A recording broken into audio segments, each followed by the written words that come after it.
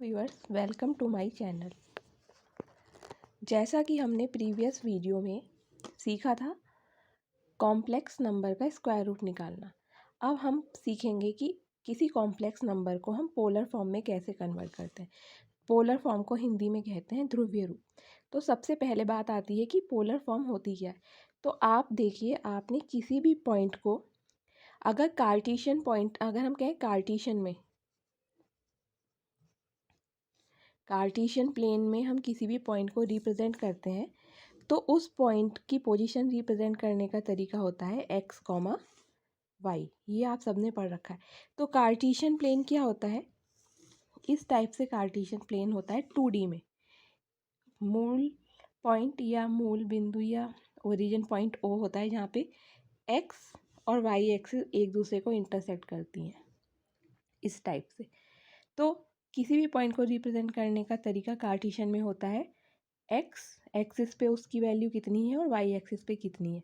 For example एक point आपको दिया 1,2 और अब हमें इसकी कार्टेशियन प्लेन पे अगर पोजीशन निकालनी है तो क्लियर है, एक्स पे हमें 1 चलना है पॉजिटिव डायरेक्शन में और वाई पे +2 चलना है पॉजिटिव डायरेक्शन पे। तो ये हमारे पॉइंट की पोजीशन हो गई। क्लियर है। अब बात आती है पोलर फॉर्म क्या होती है। तो पोलर फॉर्म में भी क्या होता है, पोलर फॉर्म में भी हम किसी पॉइंट को रिप्रेजेंट करते हैं। तो पोलर फॉर्म में किसी पॉइंट को रिप्रेजेंट करने का जो तरीका होता है वो होता है आर कॉमा थीटा। अब ये आर और थीटा क्या होते हैं, तो देखो पोलर फॉर्म में एक ओरिजिन पॉइंट होता है और ये लाइन कहलाती है इनिशियल लाइन या प्रारंभिक रेखा।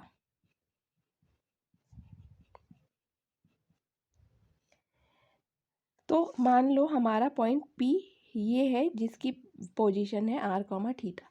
तो क्या होता है, आर रिप्रेजेंट करता है ओरिजिन से इस पॉइंट P की डिस्टेंस को और थीटा रिप्रेजेंट करता है जो इनिशियल लाइन होती है उसे एंटी क्लॉकवाइज डायरेक्शन में बने कोण को।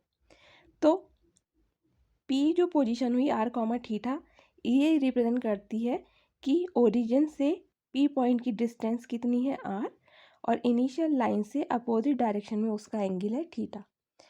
ये रिप्रेजेंट करने का तरीका होता है पोलर फॉर्म में। यहाँ तक क्लियर है। तो अब हम आगे क्लियर करते हैं कि हम किसी कार्टेशियन पॉइंट को, मतलब कार्टेशियन या 2D पॉइंट जो एक्स कॉमा वाई में होगा, हम उसको पोलर में कैसे कन्वर्ट करेंगे।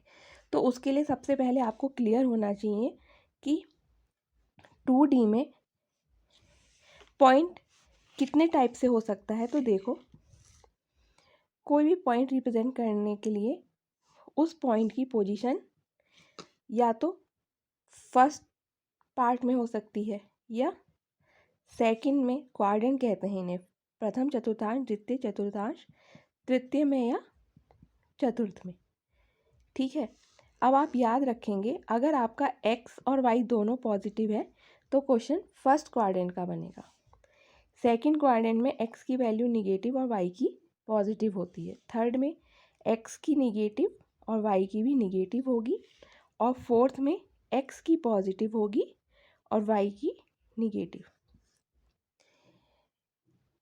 उम्मीद करूँगी यहाँ तक आपका कॉन्सेप्ट क्लियर हो गया होगा। अब हम देखेंगे कि हमें किसी कॉम्प्लेक्स नंबर को, अगर वो हमारा कार्टेशियन फॉर्म में है तो पोलर फॉर्म में कन्वर्ट करना है तो हमें क्या क्या चीज़ें याद रखनी है। तो देखिए, जनरली अगर आपके पास x + i y कोई पॉइंट है तो इसे कार्टेशियन में रिप्रेजेंट करने का तरीका होता है r cos theta + i sin theta. ये आपको याद रखना है। आपको अगर कार्टेशियन में पॉइंट दिया x + i y तो वो इक्वल होगा r cos theta + i sin theta के। तो अब हमें किसी भी कार्टेशियन पॉइंट को अगर पोलर में कन्वर्ट करना है तो हमें किस किस की वैल्यू चाहिए, एक r की और एक थीटा की। तो अब देखो, आप यहाँ पे ध्यान से याद रखेंगे क्योंकि पोलर में r सिर्फ लंबाई होती है तो वो मॉड में रहेगी और उसका फॉर्मूला होगा x² + y²। ठीक है। तो आप याद रखेंगे, या तो आप मॉड लगाएंगे या फिर हमेशा पॉजिटिव लेंगे x² + y²। इससे तो हमारी r की वैल्यू आएगी। अब बात आती है थीटा की वैल्यू की। तो थीटा की वैल्यू को याद करने का आप ये तरीका याद रखेंगे। अगर क्वेश्चन फर्स्ट क्वाड्रेंट का है यानी एक्स और वाई दोनों पॉजिटिव है, वो आपको यहाँ से पता चल जाएगा कि आपका क्वेश्चन किस पे है। तो एक्स और वाई पॉजिटिव है, तो आप याद रखेंगे थीटा इक्वल्स टू होगा एल्फा। ओके, सेकंड पोजीशन क्या हो सकती है आपकी कि आप सेकंड क्वाड्रेंट में हो यानी एक्स निगेटिव हो आपका और वाई पॉजिटिव, तब आप याद रखेंगे थीटा की वैल्यू होगी पाई माइनस एल्फा। इसी तरीके से थर्ड क्वाड्रेंट में क्या होगा, एक्स भी निगेटिव होगा और वाई भी निगेटिव होगा, तब थीटा की वैल्यू होगी माइनस पाई माइनस एल्फा। और अगर आप फोर्थ क्वाड्रेंट में हैं, इसका मतलब एक्स आपका पॉजिटिव होगा और वाई आपका निगेटिव होगा, तब आपकी थीटा की वैल्यू होगी माइनस एल्फा। इसे आप याद रखेंगे कि थीटा अगर आपको निकालना है तो अगर आपका क्वेश्चन फर्स्ट क्वाड्रेंट का है तो थीटा की वैल्यू एल्फा की इक्वल होगी, सेकंड क्वाड्रेंट का है तो थीटा की वैल्यू पाई माइनस एल्फा होगी, थर्ड क्वाड्रेंट का है तो थीटा की value minus pi minus alpha होगी, और फोर्थ क्वाड्रेंट का है तो थीटा की वैल्यू माइनस एल्फा होगी। अब ये एल्फा क्या है, तो एल्फा होगा tan inverse mod Y upon X. Mod इसलिए लगाया है क्योंकि अगर आपका क्वेश्चन फर्स्ट क्वाड्रेंट का होगा तब तो एक्स वाई दोनों पॉजिटिव होंगे, मगर सेकंड का है तो निगेटिव होगा एक्स, बट मॉड का मतलब है चाहे एक्स निगेटिव हो या वाई निगेटिव या पॉजिटिव हो, हमें उनकी पॉजिटिव वैल्यू ही लेनी है। तो उम्मीद करूँगी यहाँ तक आपका क्लियर हो चुका होगा। और कई बार क्वेश्चन आता है कि कार्टेशियन को पोलर में कन्वर्ट नहीं करके उसको कह देते हैं कि इसका मॉडुलस और एम्पलीट्यूड बताओ, तो आर को ही कहते हैं मॉडुलस, और एल्फा और जो आपका थीटा होगा जो आप निकालेंगे वही कहलाता है एम्पलीट्यूड। हिंदी में इसे कहेंगे कोणांक, और मॉडुलस को कहते हैं मापांक। तो आपके इस कॉन्सेप्ट पे दो क्वेश्चन क्लियर हो जाएंगे, या तो आपको एक्स कॉमा वाई जो भी वैल्यू दी होगी तो कहेंगे या तो उसे पोलर में कन्वर्ट करो, या फिर इसका मापांक मॉडुलस या एम्पलीट्यूड कोणांक ज्ञात करो।